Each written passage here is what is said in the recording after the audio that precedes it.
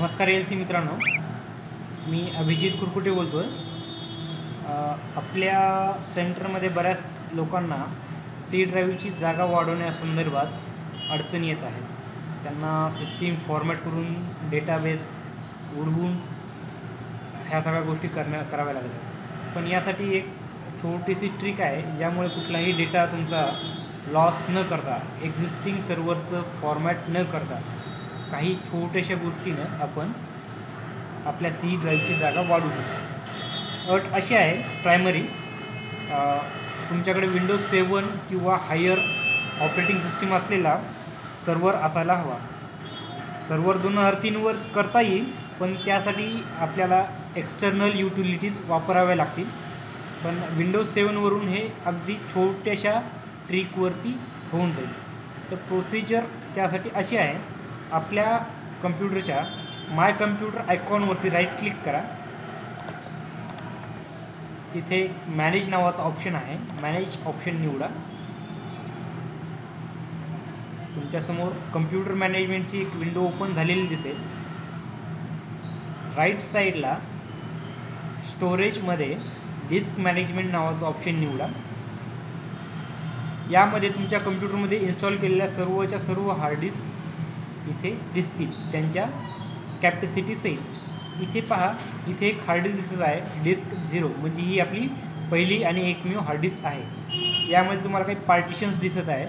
हे जे छोटे छोटे पार्टिशन दिसत आहेत, ते सिस्टीमचे इंटरनल पार्टिशन्स आहेत। त्यानंतर मला सी ड्राईव्ह दिसतोय, सी ड्राईव्हच्या नंतर डी ड्राईव्ह दिसतोय, त्यानंतर इतरही पार्टिशन दिसत आहेत। आता माझ्या सी ड्राईव्हची जागा पाहिली तर 146.56 GB जागा आहे। मी जर हेच माय कम्प्युटरमधून पाहिलं तर इथे मला तेच दिसेल, 146 GB।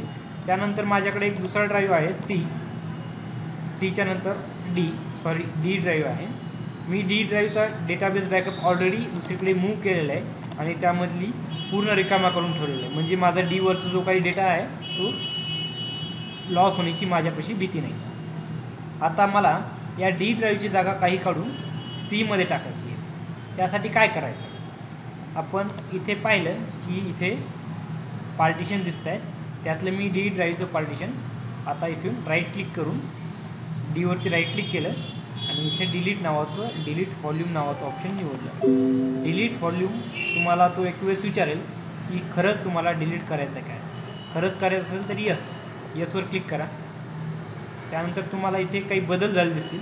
वरती जी निळ्या रंगाची पट्टी आहे ती बदलून काळ्या रंगाची झालेली आहे आणि खाली अनअलोकेटेड असं लिहून आलेलं आहे, म्हणजे ही जागा फ्री आहे, हिच्यासाठी मी वापरू शकतो। आता मला सी ड्राईव्हची जागा वाढवायची आहे। सी ड्राईव्हला राईट क्लिक करा आणि एक्सटेंड व्हॉल्यूम नावाचं ऑप्शन निवडा। त्यामध्ये तुम्हाला एक विझर्ड विचारेल, विझर्डच्या इन्स्ट्रक्शन्स फॉलो करा, नेक्स्ट करा। नेक्स्ट केल्याच्या नंतर तुमच्या टोटल साईज किती आहे ते दिसेल, मॅक्सिमम अवेलेबल स्पेस किती आहे ते दिसेल। ही स्पेस ही वेगळी काही नसून तुमच्या ही जी अनअलोकेटेड जी आहे तीच इथे मॅक्सिमम अवेलेबल स्पेसमध्ये दिसते। त्यापैकी तुम्हाला किती जागा वापरायची ते तुम्ही मॅन्युअली चॉईस करू शकता। पण इथे मी कुठलेही चेंजेस न करता आहे तेवढी सर्व अनअलोकेटेड जागा सीसाठी वापरायची आहे, म्हणजे मला 200 GBच्या पुढे मला माझ्या सीची जागा वाढवायची आहे।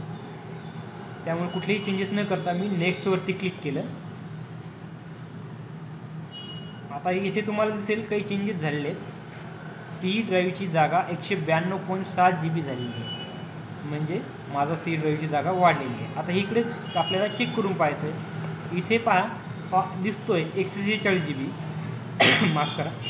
हा एक वेळेस रिफ्रेश केल्याच्या नंतर तुम्हाला झालेले बदल दिसून जातील।